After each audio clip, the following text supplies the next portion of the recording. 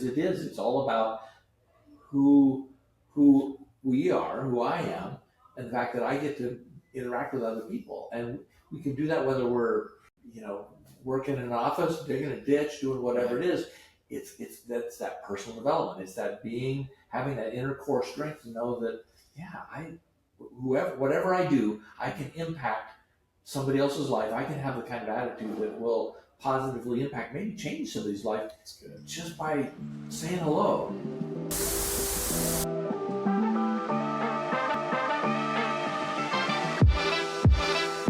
MyCore is on a mission to be the world's most people-centric company.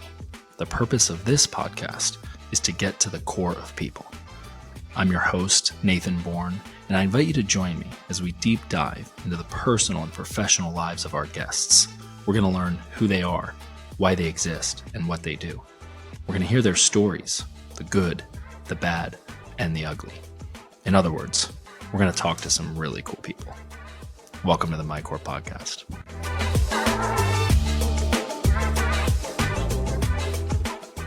Hello. Welcome to conversation number 009 of the MyCore podcast. I'm super pumped to be here with dear friends of mine, Curtis and Susan-Marie Almquist.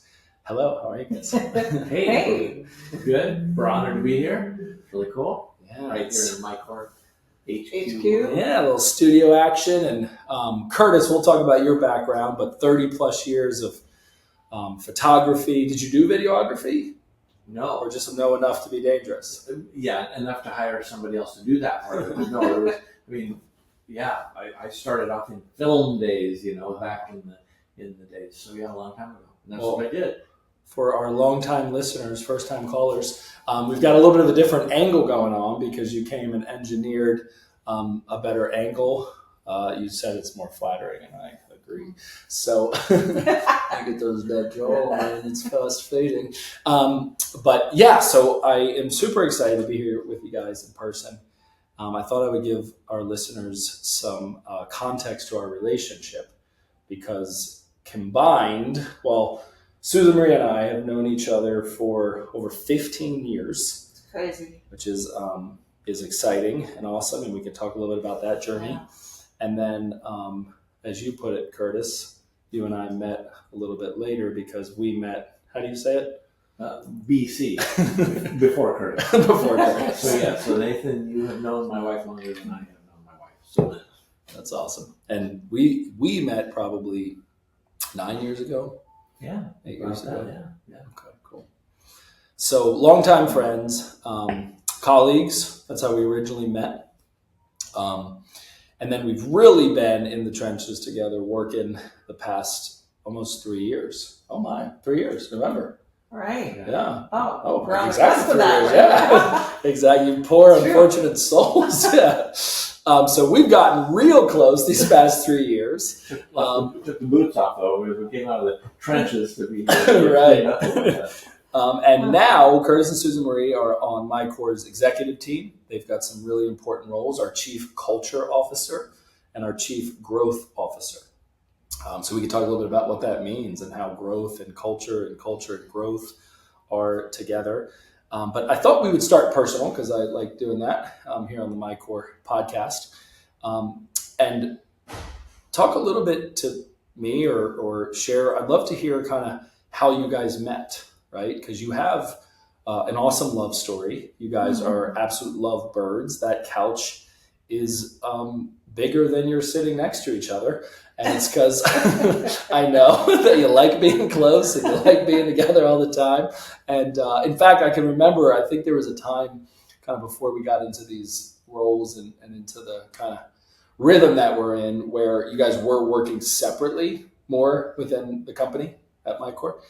And I remember thinking, that's probably not going to sustain, So Curtis said, hey, I really want to work more where I can sit on Susan-Marie's lap when we're working.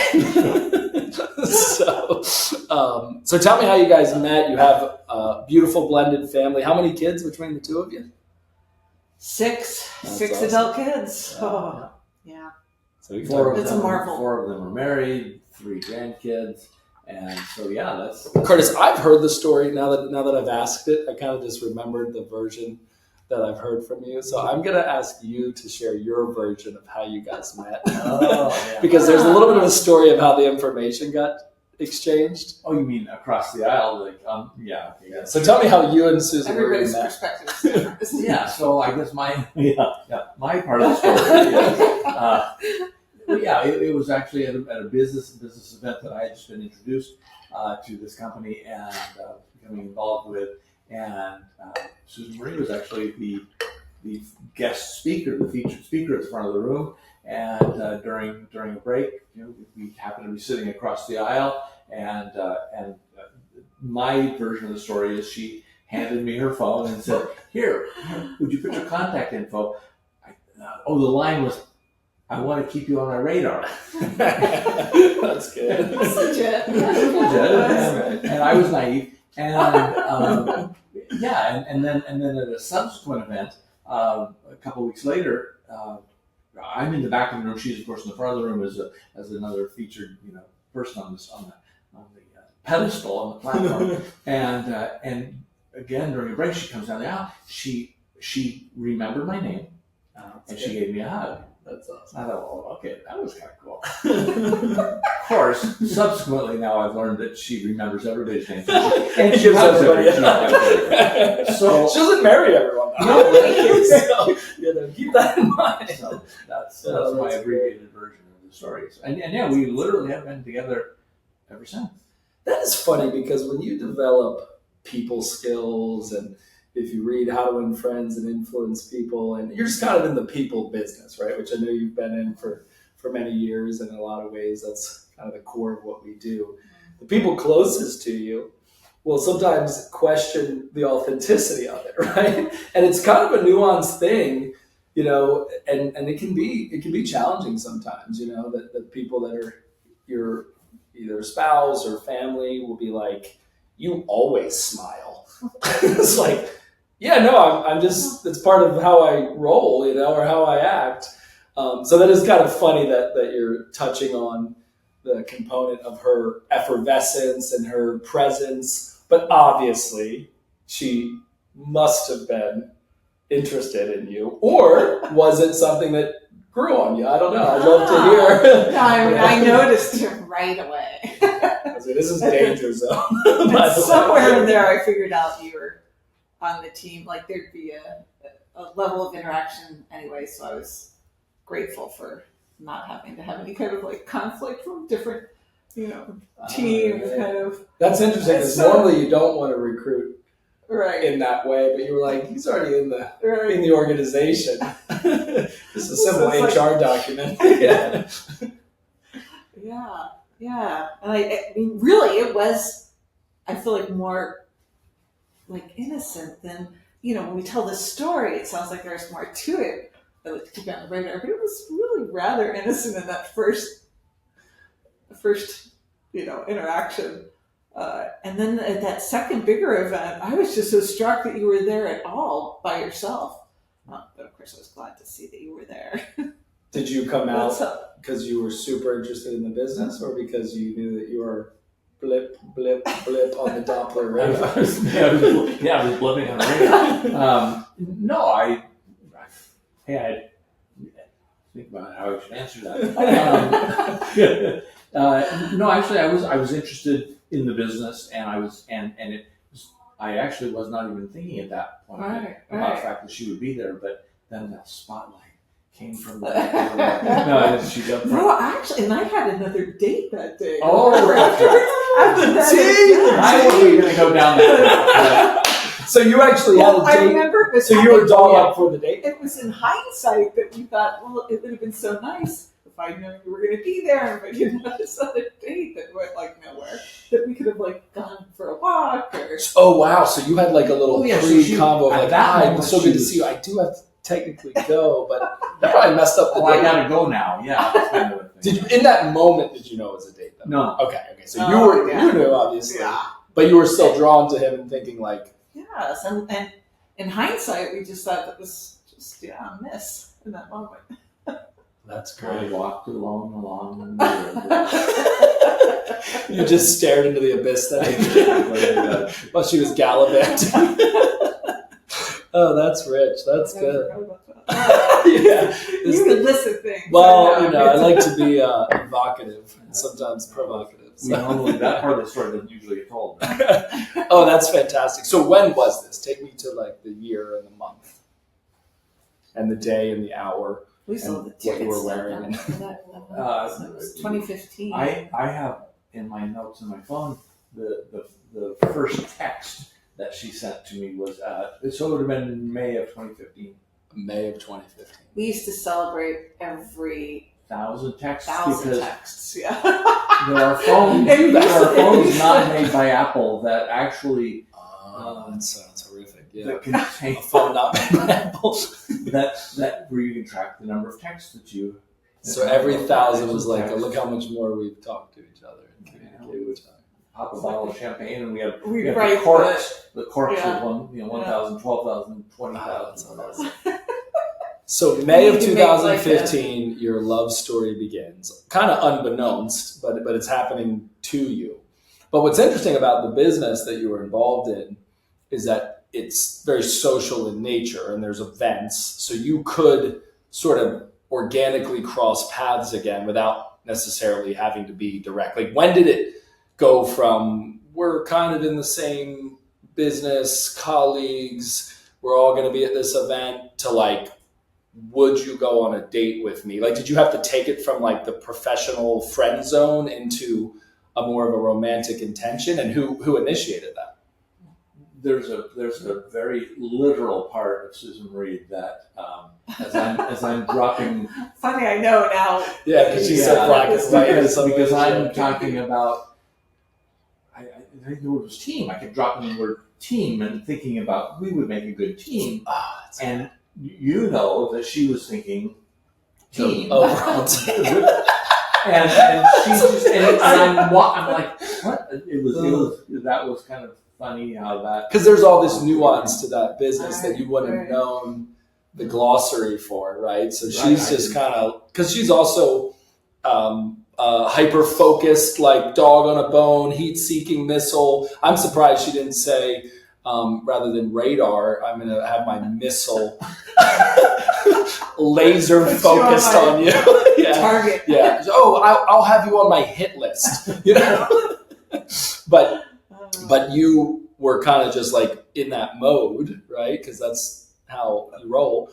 And you were like planting seeds to taking it out of that realm. Yeah. Not that you needed it to be a bait and switch. You were fine with the business too. But so that's interesting. How long did it take for her to catch up to that? Like, how many hits? 1,000 texts? And Like a month. maybe. And our first date was at a comedy club in Now, did she know it was a date, or did she think it was a train? Oh, yeah. Okay. Fair question. She's like, "Where's your notebook? I will be training you." Yeah, that's true. And I honestly wasn't sure what car she was driving, but I had stopped and grabbed a bouquet of flowers, and so I randomly am picking this car on the streets in downtown Portland. I'm thinking, well, I hope this is hers, otherwise somebody else is going to have a bundle of tulips on their car when they leave tonight. Oh, that's so good. And then we get to the club. They somehow, I don't know how, the person knows that you're on your first date, but they seat you right up front in front I of the would stage recommend it. at a comedy club. You just were material for crowd work. Oh, yeah. I love crowd work. I'm doing it right now. Yeah. This is really great. So then did they pick on you? Oh, yeah. Oh, totally. And could they tell it was a first date, or they probably asked, or did it get into that? It didn't take this comic long to figure that out. To put it together and ask the questions. She was a big hit that comic was. Because she had some good material. Right, you were like your own. Fresh That's material. awesome. Okay, so then you go on that date. You guys start going steady, as the kids say. And then when would you say, like, you started to really integrate your lives? Because you obviously had to have adult conversations, right? Hey, here's my situation. I have adult children. I'm divorced. I've been, single parent, but not necessarily with young kids. So you guys met in your 50s, essentially, right? You met in your 50s, and that's about the middle aged. I think they call that, right? I turned 36 a few days ago. So I'm coming after you. But so then you got to have those almost like adult conversations, right? Like, hey, what are we doing here?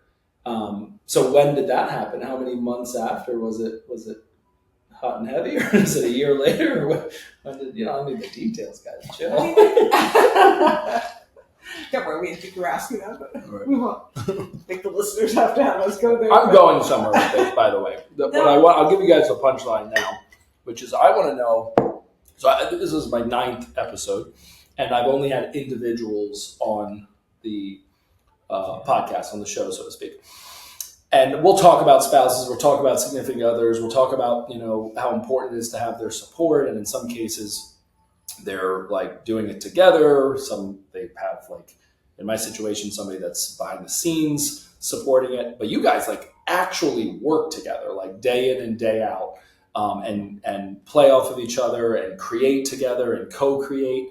And I think there's people that either desire to do that because maybe that's their goal, to quit their jobs and be able to do something more entrepreneurial and with more freedom. So I just think it'd be cool to talk about your love story and how that became a business story, which actually was a business story becoming a love story. And now it's like a lovingly business and a businessy loving story. So that's where I'm going. I like that description. That's really good. Well, and it is interesting because sometimes we talk about how much fun we have working together when we're talking to someone, and it sometimes their reaction is like, "Oh, that's not for me. There's no way I would ever want to work with myself." We honestly love doing what we do, doing it together. And at the end of the day, when we sit down, we have common things. Of course, Susan-Marie, she'll come with an agenda. Right. It's 11 o'clock at night. You've got the wine. She's got a list. She does. She usually has a fun little post. I've seen it. Make sure I've been in your home, cover all the right topics. Well, or the things that excite you, kind of wins from the day. It's like, hey, this is so I'm excited to tell you, but we're so busy working throughout the day, even though we're usually, our offices in the house are close enough to where, I can tell she's on a Zoom, she's on a phone call, and vice versa. But yeah, we get to the end of the day, and so we have common things that we go, oh, that's such a great thing that's going on, or how did this progress, or it's a marvel actually that we can be as close as we are and in the same house and still have a list of things to tell each other at the end of the day. But I do that with you too, actually. I'll make notes of things so I don't forget. But and many of those meetings you're in throughout the week, you're in the same meeting, right? So like on a Wednesday, today's our executive team meeting, and you guys are in. So it's kind of cool to imagine weaving in and out too, where you're kind of divide and conquer, and then come back together and conquer, and then divide and conquer. So that's cool. Do you guys do that pretty regularly, like almost daily? You kind of finish off that way, or is that like a once a week thing? Where obviously you're talking every night, but is it normally that does she come out with the list every night? Most nights. It's not like I've got the agenda. I want to remind myself so I don't forget. Like I'm actually looking forward to. I drew the line of the gavel. Call the meeting to order. You're like, rules of order. Yeah, you're like, I'm getting kind of tired, honey. She's like, meeting's adjourned. Yeah. I do think that we coming together later in life, like you brought up, we are different people than if we had met, and we've said that before to one another, that if we had met in our 20s or 30s, would it have been as compatible as it is now? I don't know. So, for somebody to look at what we have now and to try to extract from it at a younger age, everybody's different, obviously. Right. I just think that it works for us now because we were in our 50s and we learned from that because, we have past and, broken marriages and things that we didn't want to repeat. So it brought forth something different in us, I think. Wow. That I really feel like and we say this kiddingly, but I really believe too that we're better together. like it allows us to bring out the best in one another to be together. That's But awesome. it's also because of us, that now just because you meet later in life doesn't mean that'll necessarily happen either. So Right. when we do consciously, it's kind of like now when we work together, like we consciously work to make each other right instead of making each other wrong, which is sometimes a finesse. We don't always succeed. It's just so easy to make somebody wrong. Wow. And you see that a lot with couples, I think, too. And I mean, it's just easy to slide into that because you know each other so well. Right. It's Right? the kind of like weaponry, I guess, in a way, right? You can weaponize things that you know that are truly in confidence because of the vulnerability, because of the access. And for you to have an intention to not do that sounds just very healthy and very wise. It's a good place to start, at least. It is, for and that's us. something that she really has taught me, because sometimes I'll just, I want to be fun or say something funny. And Well, you're hilarious, so that makes Yes. sense. And I appreciate that. but I realized that oftentimes it was maybe at her expense. Or at your own expense. Oh, yeah, she doesn't like when I get too self-deprecating. Which I kind of relied on that just as a that's what I do. Yeah. Yeah. And she's taught me a lot about that, and that. But even if it was just said that maybe nobody got what I was saying, but she heard it that way, and that's something. Oh, that's interesting. Yeah, I'm learning a lot in this moment. I'll take some notes because I say some dumb shit like a lot, and I am learning that I could do with saying like a little bit less and still be branded as funny and fun and off the wall. So I'm learning to like throttle back some of my extremeness. So that's really, really good, that even if the joke took and it played and it was timely but it just was a little bit off for her. Yeah. That's gonna be on the list that night. So pick your poison. Yeah. That's good. That's one of the big things I think that. It's not usually that kind of list, though. No. Yeah. Okay. By the way, today Things you did wrong. Fill in the blank. That's awesome. So that's really interesting too. The component of meeting later in life, because you would think that that's like a blanket statistic that everyone on their second marriage, because like business is typically that, right? Like it takes multiple businesses. Like on my seventh business, I got it right. Like I'm so glad I had 6 marriages before my 7th, right? But for whatever reason, it doesn't equate that way, right? So there's something that I think you guys are doing or do that is working, regardless of the maturity level that you came into the relationship or that you had learned from past mistakes. These feel like universal things that all married people, all partners should implement. What are some of those things that you can that you know are constructive and healthy? I imagine you don't do it all perfectly, but what's kind of like, you're like, this is our signature thing. And by the way, I think you already gave us a nugget, which is checking in every night on common goals. And maybe that's not every night for people, but even once a week of being like, hey, where are we on the things that we said we were going to do? That's pretty cool. That one's quarterly, so we can get to that later. Oh, okay. I mean, like a true planning session you guys do. Yeah. And that's something that was not in my MO in the past, was goal setting and all that. And so I certainly learned that from Susan-Marie, and the fact that, we even try to get away from whatever we're doing, or even literally get out of town sometimes, to be able to quarterly set our goals having to do with our family, our kids, our health, our empire, our whatever it might be. And so we've got all these categories, and that those live on a clipboard that we are intentionally, we see it around the house, or we'll sit down and say, are we success? Every time she taught me this one too. A lot of things I've learned from this wonderful woman. But on that goals list, in a red pen, you write the word success.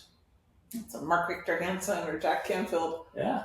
Yeah, trick. I love that. Now, that's not that part is what we do nightly, checking back on our goals. No, of course. I think the nightly like is more just psychos.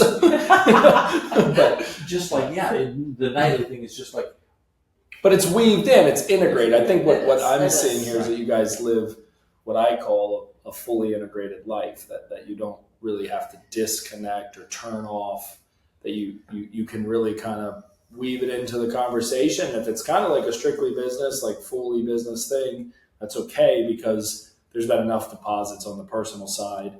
I'm sure there's seasons where it gets more this and more that, and you have to balance it out. From what I gather, you guys can correct me if I'm wrong, I think it's your tendency. I think you're wired more like me. If you had to talk about three things, it would probably be like business, business, and business, right? And then Curtis, well, I know just from interacting and doing life and doing, business and travel with you, you and I would get like locked in, and we'll just like not eat. And then Curtis will be like, "Hey guys, so lunch was an hour ago." I ordered for you. Yeah, we ordered. It's on its way. So is that true?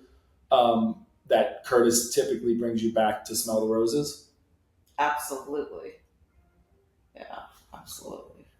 I'm so grateful for that. And you asked about when we started integrating our kids, and I was just thinking, it might have been, wasn't the first Thanksgiving after 2015, you came to Florida with me, didn't you, to meet my parents? So that was within from months. May to November. Yeah. With my two daughters. right. So that was That was when she took pretty me home fast. to meet mom and dad. Right, meet the parents. Meet the Falkers. Meet the Benchers. Actually, which was really kind of cool because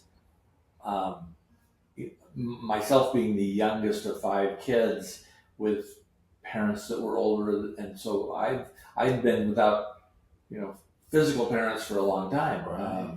My dad was 49 when I was born. Mom was 42, and so Dad's been gone like 27 years now, and my mom almost 18 years, and so it's been really significant. I mean, the fact that I felt like I got to have parents again, because her parents really did accept me and welcome me into the family. It's such an interesting dynamic, because with Curtis being the youngest of 5 children, and I'm the oldest of 3, and yet we're the same age. Right. It's such So a you have a different large life. spectrum of generations and ages. Yeah, we're 50 days apart in age. Wow. But my mother was older than her grandmother. Right. Wow. Her dad just turned 86, and if my dad were still living, he would be 114. Whoa. And we're the same age. Yeah. Right. So even these kinds of things, when you ask about bringing me back, I think I get such an appreciation from Curtis. And I think it was your background too, as a photographer. Like, his whole kind of adult life since 18 was cultivated around appreciating capturing a moment, right? Yeah, I didn't really make that connection exactly. So and almost like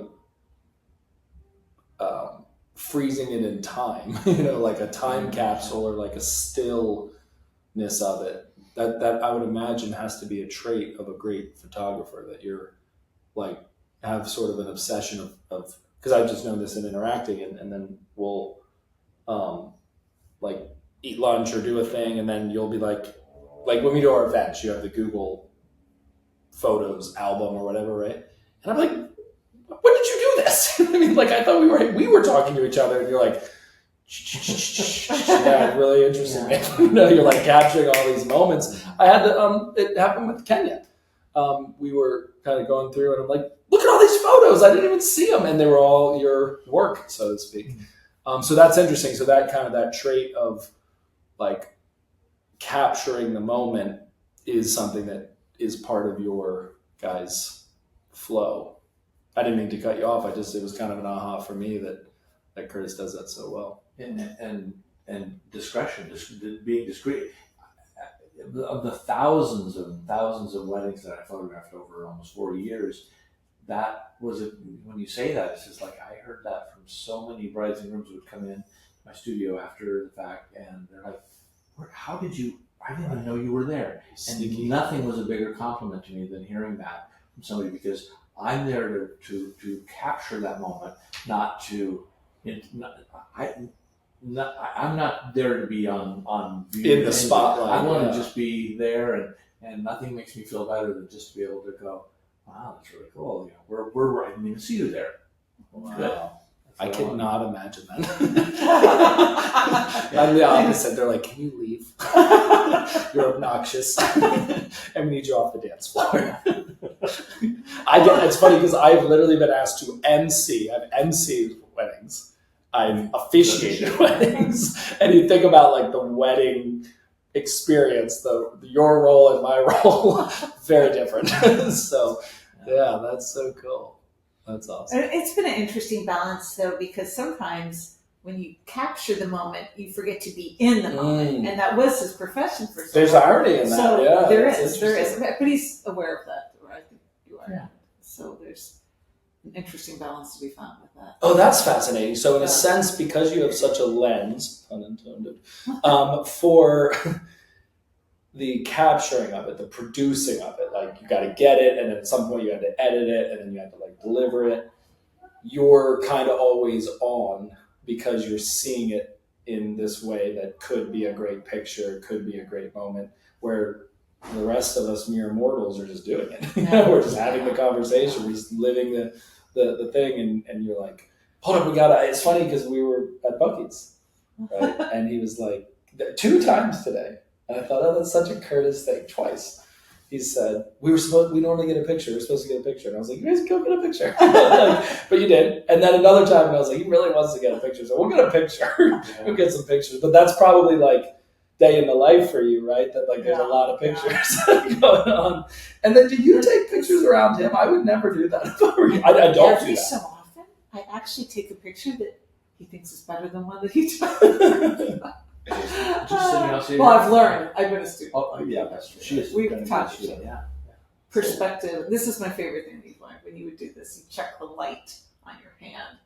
And that came from my mentor in the Star Group. I was 17 years old. I hadn't even turned 18 when I went to work at the local hometown studio that became mine 8 years later, and then for the next 30 years. But yeah, Bill was his name, and we'd walk outside and he'd go, oh, F8 at the 60th of a second, and then he used a light meter. That's back in the days of light meters and things like that. And there was so much that he taught me about. I mean, he even said you'll never be able to watch a movie without critiquing the angle, the camera angles, and nothing drives me crazier than when the light's one way on somebody's face and then it cuts to the other camera and it's and I don't even see it. And I'll find myself sometimes talking to someone, like even right at this very moment, I'm thinking, I saw that too, actually, the reflection. Because, and I'll move so that somebody's face will follow me, and I'll go, oh, there we go, there's the shot. Well, this space is interesting. We got to kind of figure it out because the natural Florida light is awesome, and to be able to have it is unique and have it bright most days. But you can't control it as well, right? So you were telling me that this wall, if we were to paint it white, would create a natural reflection too. So we'll have to really get the studio part right. I mean, this is both my office and studio, so it's not an exact science yet. But I get a lot of compliments. Not so much from the content, but from that couch. They're like, didn't listen, but love the green walls.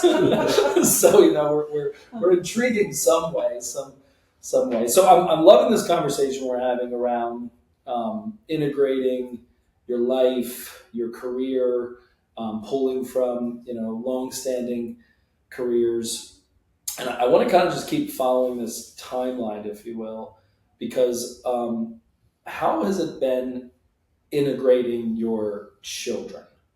Like that's it. From what I see and what I know and pictures, it seems like you guys are doing an awesome job with that. Is that true, or is it just a really nice picture of beautiful people? No, does everyone get along well? And you've met all 6 of our children. All 6 of our children, so that's kind of cool too. It's been fun getting to. Actually, you know what? I've never met Hope. Really? Yep. I've not met Hope. I hope that I do one day, but no, just Rose. I mean, I know her just from over the years and pictures, but I've never actually met her. Right. Huh. Oh wait, I've never met Make that Lindsay happen. either. I mean, I met Lindsay. I've never met Andrea. Andrea. Oh, Oh, okay. I So think we not. still. So we're due. Okay. All right. all right. Thanksgiving. We were Next just figuring visit. out what we were gonna do. So I guess we'll be coming to you guys. That's awesome. Our early things. But I've met most of Okay. your children, It's the 4 of the 6. and they're awesome. So now in blended families, does that work similar to the way that like timeshare amongst parents? Like, is it like this holiday you're together, the next is like Thanksgiving this year and Christmas next year? Or is it more like you just kind of work together to figure out which day you're going to do it? Like, is there like an official schedule when there's not like custody involved? I think it is different again because of being later in life. They were all adults really by the time we got together. So it still took some work because we cared about that. We wanted to create some integrated experiences that we probably didn't have to necessarily because they were adults at that point. But even just your coming to that first Thanksgiving of my parents was an effort to at least to get to know my kids, and then to figure out, me getting to know his kids, and then figuring out how to have them know one another, and not have 50 million different households to go to for different holidays and that kind of thing. So it has evolved where we have this tradition now that's probably our best accomplishment in that way, which is what we call early Thanksgiving, because we knew the traditional holidays would just be so complicated. Right. And because right now, at least, most of our kids, not all of them, are close enough by that, we could see them for the holiday without travel. So and I noticed you guys have been doing like almost like an off-site, like you get a home and everybody comes and you do like an Airbnb kind of style. Yeah. That's fun. So we rent a big house usually Overnight as well? for a 3 long nights. weekend. Wow, that's Always great. do a long weekend, and it's always the weekend before Thanksgiving, because we know that on Thanksgiving, especially Don't when even kids compete grow with up, it. Yeah. we don't have anybody to compete with, and entice them with a cool spot that's usually at the beach. Wait, it's the coast. We're in Oregon, and so it's it took a while. And there have been years where it's like some would come and then leave and come and leave, and so all of that typically, but it's become so popular that the last 2 years now we've had everybody there and for the whole time, and we just have a blast. It's really fun. Even her dad flew out last year to be with us. And so. Jen and I and the kids are flying out this year. Yeah. I have a question for you, Susan-Marie. So of the 6 children, 4 are female, 2 are male. Your biological children are daughters. And I think something that's really unique and just special about you, well, I think a lot is it's plural, but is that you are like a independent, strong woman. Like you are like, I mean, kind of like feminist in like the true sense of the word, in like the proper sense of the word. You have 2 daughters. You've instilled in your daughters strength, and this is not going to go over well, but you have a way of staying like, well, because this is, I'm not the one that should say this, but sometimes I think women at the desire to show up strongly, and to assert themselves and to be true to their maybe personality or to their drive or to their programming, unfortunately will like relinquish some of the truly feminine things about them, right? They won't be as sweet and as kind and as maybe nurturing that can come naturally with a lot of women. So you are so kind and so sweet and so nurturing. You kind of fool everyone in not knowing that you're a complete badass that is on a mission, that is building an empire, and that is getting shit done. And I was curious for people that might go, oh, I would like to retain that part of my way, but also be a boss, also be a mover and a shaker. How do you do all that? We have a character from Game of Thrones that Tony and I call you, Marjorie, I think it is, right? Because she has that aura, that presence, that beauty, but she's running shit if you really watch the show. And you are very influential. You influence me a great deal. And I think you do it really elegantly and really eloquently and with a lot of class. So, yeah, I was kind of curious about that. And then I know you have a lot of background and instilling that in young women and kind of just getting their mindset right. So talk to us a little bit about what's it like to be a woman? What is a woman? Wow, that's quite a different question. conversation. I'm proud to be called a feminist, so okay, thank you for that. Because that word can go a lot of different ways these days. But I'm a feminist too. I love all that. And I'd like to say, as Gloria Steinwood, that this is what feminism looks like, right? Right. It can look like a lot of different things. And you don't have to be unlikable and in your face. Right. Because, by the way, even if you're a guy, you're just an asshole at that point. Anything that's obnoxious and So anyway, back to you in the studio. Right. No, and I'm grateful. Thank you for those kind words. And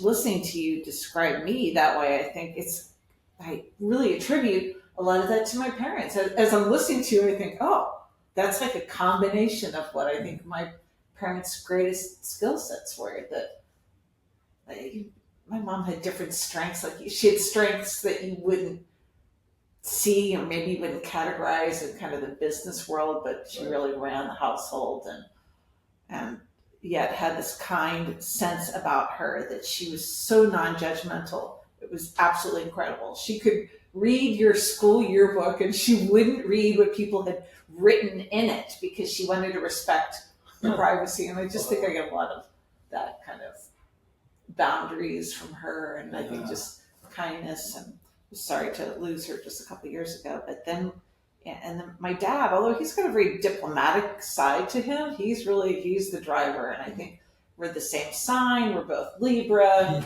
And I'm the oldest child, so I think I just kind of followed in his footsteps. To me, when he would come into the kitchen as a kid, he's dressed for work in his wingtip shoes, and he's going off to be the lawyer. To me, that was the thing to aspire towards. And I think I did somewhat unconsciously kind of follow in his footsteps. So you would say you are more if you had to, these are oversimplifications, but if you had to give yourself a percentage of what percentage of you are your father and what percentage of you are your mother, but it has to equal 100%. So you've had no other influence in your life, just mom and dad. What would you say? Is it 80-20, 50-50? 60% my dad, 40% my mom. Okay, Curtis, do you think that's true? Yeah, she and her father are very much alike. But only 60% or more like 70%? More than 60, less than 70. Yeah, awesome. So we're 65, 35. Yeah, that was very dramatic. Very demure. Well, very cute. You go into my history, my background, my story, but you really didn't touch on what Susan-Marie's background was.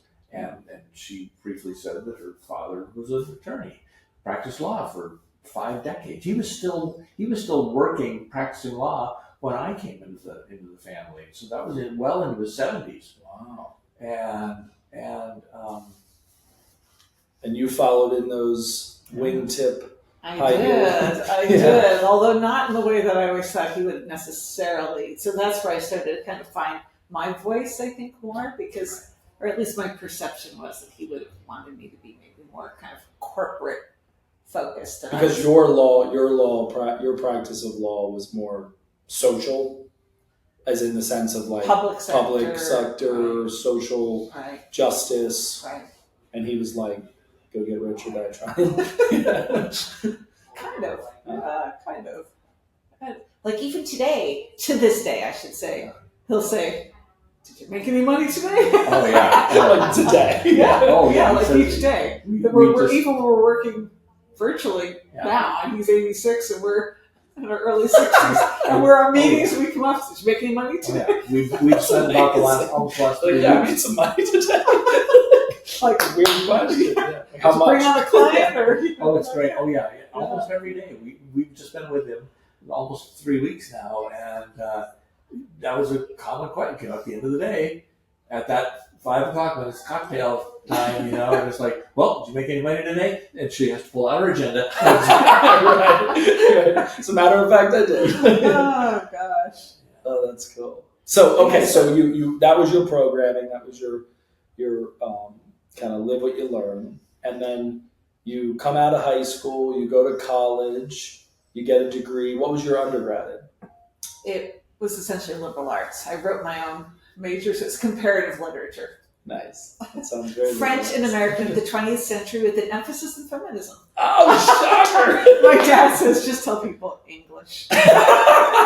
Just tell people English.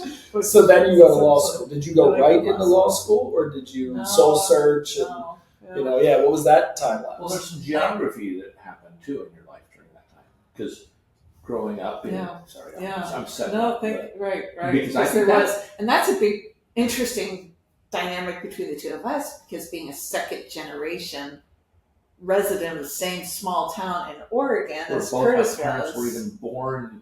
I mean, my mother, when you think about it, was born and died within a radius, literally blocks. Wow. So your family, it's like Silverton? Yeah. So that had stayed in that pocket of the country and of the state your entire lives, and you've been transient. And Yeah. Middle of high school, my dad got transferred out west, and from Pittsburgh. Thank you, Pittsburgh. So you grew up, childhood was Pittsburgh, and then Colorado? Until the middle of high school, and then went to Colorado to Denver. We lived outside of Denver, but that's where I graduated high school. That's where I went to college, and then lived for a couple of years, and then migrated south to go to law school to New Mexico. When I met you, you lived in New Mexico. That's where I lived when I met you. Yes, that's where I was. So were you there from law school till 15 years ago? 20 years ago now. Mm. No, maybe not quite, but yeah. Wow, that's cool. Law school, practiced law there for 12 years. Hey, how long did you practice law? 12 years. Did you love it? Did you hate it? Why didn't you keep practicing? The short answer is because I started having kids. Mm-hmm. But lots of people have kids and continue to practice law. So I know that's not a fair question. It was just my journey. Really, it was right about that time that I was introduced to kind of entrepreneurialism and realized I could do, and that was not a thing back then. Right? And that being Legal Shield. Right. Okay, so that's interesting too, because I would imagine with your background and education, you could embark on an entrepreneurial journey, have some of the energy that comes with that, but still justify that it was sort of in your, it was in your wheelhouse. Right. But really you weren't doing any type of law in that profession, right? I mean, I know it well. It's how we met. So we're not lawyers. We're not, advising on law. We're essentially in sales and recruitment and marketing and team building and leadership and helping people, get on our radar and stay on our radar. Right? We're getting on other people's radar. So that must have been pretty drastic for the people in your life to be like, what are you doing? You went from practicing law to being in what broadly would be put as sales. And it's funny. Was that more true to who you are, or did you change who you were? Why didn't I do something like this earlier? And when you talk, I start thinking of the things that my dad has said to me about my journey. And it's just interesting because I'll go back to college. My first job after college was working for a rape crisis hotline. I was going door to door. So we were essentially canvassing. But people didn't know when you were knocking the door that you weren't necessarily getting paid a percentage of what they gave you. I think they thought you were a volunteer. I mean, I didn't mean to the amount of virtue signaling that you were able to do. You seem so nice. You're like, cha-ching. That 65% of you was like, yeah, I made money today.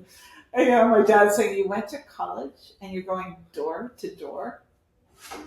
I did really well with it because you know what? It's really that being able to influence and sales. So in a way, that is what carried through beyond practicing law into legal field. And It's funny. When I had dinner with your sister, yes, I learned something about you from what she said, and it was in this vein because or maybe it was with your brother. I think it might have been more with him, and then maybe she echoed it. But it was the sentiment was essentially like, "You're going to law school. Like you've always been. You should be in like." Sales, or you should be like in marketing or something that's like socially centered or something. So then I thought, oh, that's interesting. So from the perspective of her older brother, they saw you as the socialite, as the person that had the social graces and the social etiquette, and maybe they didn't have as much of that or weren't as interested in people as you are. So it's kind of funny that you didn't have to do it, right? It's like there was some type of box, it sounds like you wanted to check or like prove that you could do it. And then I've also heard you say things like, I don't know how I passed the bar. And I don't know if that's self-deprecating or true, or you really were like, I don't know how I passed the bar because it just wasn't like my jam. Did you find it difficult to study because you were like socializing, or you were like, people were like, hey, let's go out and have fun, and you were like, I gotta study. Versus some people that are true bookworms that are like, I'll just go study, I don't have anything else going on. All right. I don't know that I was distracted by wanting to play, but just that it was like the rigor of what they were going to be testing you about didn't feel second nature to me. Okay. It still doesn't. Like I had to really study so you to be able to pass the test in the way in which it's asking you the questions. But I love that because I think sometimes people think that they should only do what comes natural to them. And that is like a caveat of our lead with who value, or our core value. That is not an excuse to say I am what I am. And, I don't want to do that. It's not natural to me. It's like, you think you're going to love 100% of what it takes to be successful? No, you get little moments, little morsels, little seasons where you're like, man, that was just, timeless. That was something that just, I was in the zone and time disappeared. But the majority of success is doing things that you don't want to do. Successful people do what unsuccessful people are not willing to do. Wouldn't you agree? For sure. I mean, it's interesting because you say you've learned things from me, and I feel like I learned so much from you. I think Curtis and I both feel that way. It's part of what we love about being at my core. And even at the age difference that we have between us, that there's so much, because of the rigor, I think, around the work and the energy of creating. It's such a different world than and I think both of us have operated in before. It's energizing while it's challenging. And there's growth that comes from that that's just unlike anything else. And I think that is what I hope for my daughters. You asked me about Take us back there. With them. Well, interestingly, I think sometimes you want for your kids what you think would be the best round. Maybe that's just me. And for me, college was such a great experience of an education and being just like academia. And I really wanted that for them. And so, and their father had kind of a different path in his life. So that wasn't really his thing, but I really was attached to that. So, I feel like I had a lot of influence on my daughters going down that path. But in hindsight, I'm not sure that it was necessarily, I know it wasn't the same experience for either one of them, and their paths may or may not rely on that experience. So it's just interesting. Mm-hmm. But I do think that the positive I'll take from all of that is just I think it's like a growing up experience. And from that, I think they probably agree because they'll probably see this too. Right. I can see you're tiptoeing. Yeah, I was like, she was just thinking about the fact they'll probably listen. So we'll just move to the next segment. They're so amazing. My two daughters. Well, I remember meeting Rose at, what was she, 14 at the time? She was like 15. She was a young teenager. And she was just so locked into personal development and, growth. And I remember just thinking like, wow, like she's going to conquer the world. This is so exciting. So as they say, the tree doesn't grow that far from the apple. How that goes. Apples fall from the tree. So she started a success and personal development club in high school. That is amazing. And used to Yeah. beam in like Skype, right? These leaders from Yeah. legal school from our background into her club, and after a while, she had more teachers than students because people were hungry for it, kind of like what we're creating. I was going to say, The this is like the Is this not academy. like Yeah. interesting and full circle? I mean, and her sister, I can remember Hope going to a Saturday event with me one time, sitting front row, and she was like taking notes, and I thought, what is she writing? Because she wasn't like in the business, but I realized they were talking about setting goals and just becoming better in life, and like that wasn't something that she was hearing in other places in her life, and I think most people don't. So he can create an environment like we're doing with the academy where people can be around that. We're hungry for it. And regardless of their careers, I mean, me doing something for literally 30 plus Right, years, right. and then what would appear to be a complete flip from that, you know, going into sales or you know, legal services sales, let alone that, and how all of the other kind of business to business services. But I don't see it as that different, remarkably enough, because it's all about who we are, who I am, and the fact that I get to interact with other people. And we can do that whether we're, you know, working in an office, digging a ditch, doing whatever it is. That's that personal development. It's that having that inner core strength to know that, whatever I do, I can impact somebody else's life. I can have the kind of attitude that will positively impact, maybe change somebody's life just by saying hello. When I was a kid, my dad, I grew up in this nice little hometown, little church where my family grew up, and my dad was in charge of delivering the sermons every week were recorded, and they had this put on the cassette tapes. I've seen those. Yeah, you've seen them. I was going to make some kind of age comment, but they were cassette tapes, and Dad would deliver those to all of the elderly, the people that couldn't come to church. No way. So physically, you would take the tape. After church on Sunday, Dad and I, and he'd bring me along, and it was kind of begrudgingly, like, that little old lady's house, it smells, and it was uncomfortable for me, very uncomfortable for a long time. But I would watch Dad walk in and say, "Oh, Mabel, you look so pretty. That pink sweater just looks so pretty on you today." And you know, and he would just, the way he would, the difference of when we would leave that person's house, and they may be in their 90s and didn't get out to whatever, and he would say to me as we were walking back to the car, "Did you see how Mabel lit up as soon as I said something positive, made her feel good about that day?" So anyway, I think that was some of my early. I love hearing the modeling that you guys both had and have given to your children. I've always loved the saying, "I'm sorry, I can't hear you. What you're doing is too loud," right? Or the "do what I say, not what I do."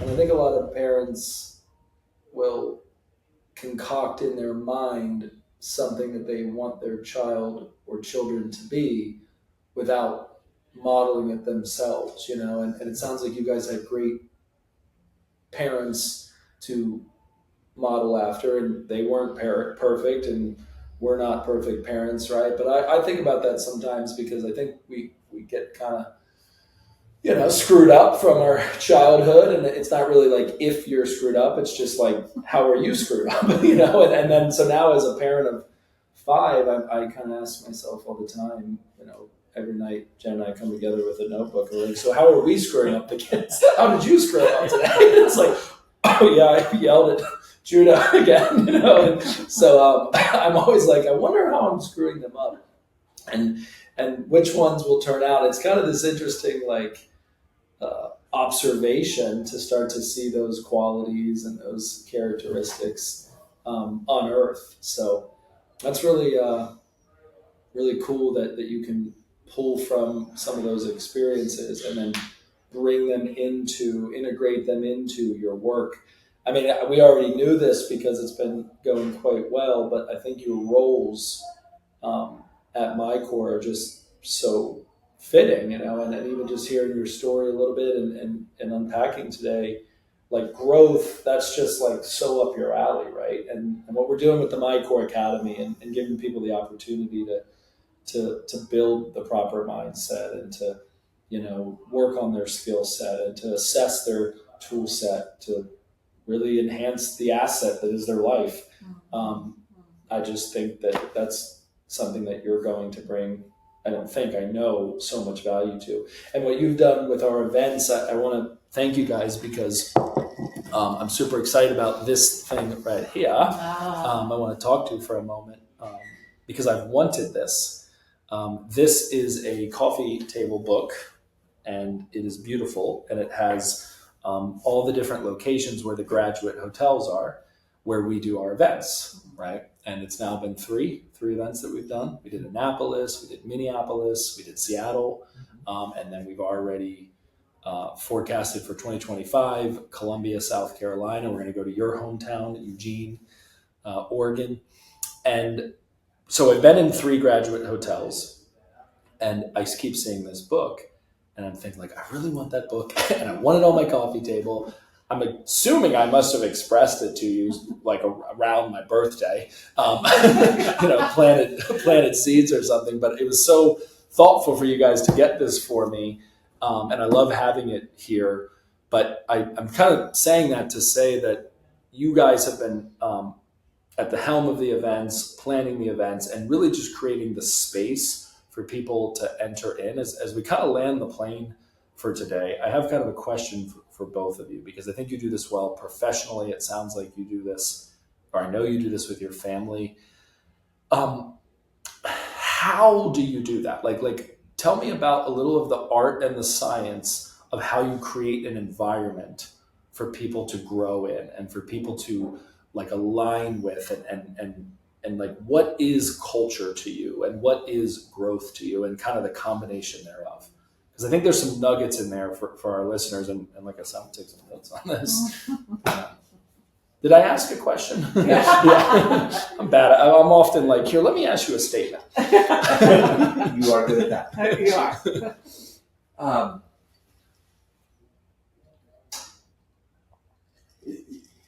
Having that, and this is something that I have absolutely learned from Susan-Marie, because to be able to dream of something, to forecast, to speak something into existence is real, and it would have been so foreign to me, and I had a great career, but I had gone through a really rough time in my life just before we met, and I really thought, I guess this is as good as life's going to be. Wow. I guess this is what it is. And then we met, and she taught me how to dream again. Wow. And that's something that is so cool, because it's like, if we want to do this, let's figure out how to do it. Yeah. And that was not really in my world at that point in time. And so even what you just said, it's like, hey, let's go see every one of these. Yeah, let's just do it. I wouldn't have said that 10 years ago. So it's the ability, to be able to dream something and just figure out how to do it. Break it down to what steps it takes to do that. You want to get there, and we've got some dreams around traveling and things like that. We love to travel because we get to travel together, we get to work together. We go on a business trip, we're together, and we work wherever we are, but it's fun. So anyway, that's what I wanted to share, is that idea of dreaming and thinking of something. And even if you've been like I had, where I was really at a low period, and it was like that was it. But I want to add to that your title around culture and events it dovetails so well, because, and I learned that from you about how to make the little things, like bringing this book to you and appreciating the way in which we want to give swag to people, the way in which we want to have detail in the room. Like, you have attention to detail that brings these events to life in a whole different kind of way. As do you have a lot of that appreciation. So it's a good. But I'm macro with it, right? Mm-hmm. Like I'm always sort of, it's very abstract, right? Like I'm like an impressionist painting of what the event will be like. Whereas Curtis has this way to be attentive to detail and really think about the experience. Like we were just in Seattle, I think I have it right here, but that ornament, right? The ornament. And really it was Laura that started that in Minneapolis, where she had the ornaments. And then even this, look, these are Minnesota, you know, so there's all these really cool, eclectic, kind of homegrown, local pieces that we're building into these events that I think cultivate an environment for dreaming. So it's interesting that I asked you that question about culture and your mind went to dreaming, because I think there is a connection there that people have to be able to imagine and envision themselves doing life with you, right? And I think then you want to go to the next one. You want to go to the next one, right? You want in, and I think like leaders that want to attract great people and build teams and have a culture, I call it a cult-like culture, you know, to be edgy about it. It better be something that has vision baked into it and dreaming baked into it and like enjoying the creative process, because you could just do it, that's fine, and then everyone can come participate, but how much more cool would it be, how much cooler would it be if you said, hey guys, we're going to go to this place, and then you started talking about it, energizing it and masterminding and meeting on it and planning it and selling tickets to it and having people come enjoy it, and then it happens and you're like, and we captured it, right? And that's why I just love that kind of rhythm that we're getting into, and now being able to be more inclusive with the academy, to be able to say like, hey, it's not just the MyCore zealots that are going to Columbia. You can come too and spend a couple days with us. So I think that dovetails into growth. You mentioned traveling. I know you guys love doing that, including me taking you to the airport here very shortly.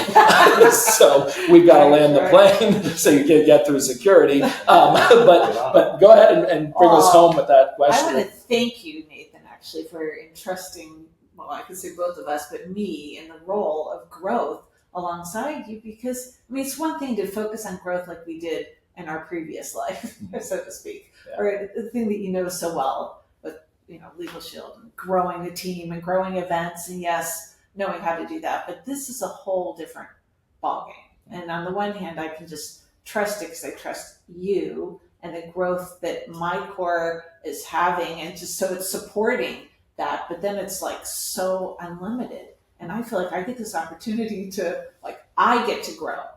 So if I can create the kind of experience that I want for other people, like how can I create an environment where they feel like they can grow, whether they're a partner or a business advisor or a client or an executive team member or a member of the academy, like it doesn't matter, in whatever way you're touching a person. Right, if they're a person, they qualify. So it's cool. You answered your own question there. You said how, I know it was rhetorical, but it was like, how can we create that? How can I create that? And I love how you framed that, because you said, if it's an environment that I can grow, right? So you're really a product of the product at that point, right? And you're saying, hey, I'm stretching myself. I'm pushing limits. I'm learning new technologies, new platforms. I mean, even just over the past 3 years, if you think about some of the ways we operate as a company that are just really modern, and you've had to learn technologies and platforms and a new kind of world of work, and that's stretched you, i.e. you've grown. So I love that you champion for that and are at the helm of that. I, of course, don't want to say that it's not like all the things and all the people that make the wonderful world of MyCore go round, but there's something very special and anchoring about culture and growth and culture. And I think you two little lovebirds there on the couch are the perfect people for this. And I know everyone else would agree. So this is awesome. I'm so glad that we got to do this in a more formal setting. I mean, we've had so many conversations, and yet I still learn things right in this moment. But this is conversation number 009. And I'm looking forward to having multiple conversations, and also just having you guys build this into a more formal setting. So what I'm envisioning as we roll out these series in the My Core Academy, like the one we're about to launch, the Art and Science of Vision, I want there to be courses and series and workshops on marriage and working together and, finding the boundaries between those two things and goal setting and objectives and key results and taking an offsite for a quarter and mapping out your life. And Ken and Patty, we have another just power couple, within the team. So much more to come. I thank you guys for being here. Any final thoughts? Thank you. Right. I feel like we've just begun the conversation. I can't. You see now why the podcasts right. go a little long? Because Yes. we could keep talking. I know you booked this flight very specifically. Yeah. Awesome. Well, I love you guys. I want you to know that I respect you. I'm so thankful that you're doing life with me and that I get to do it with you. So much love.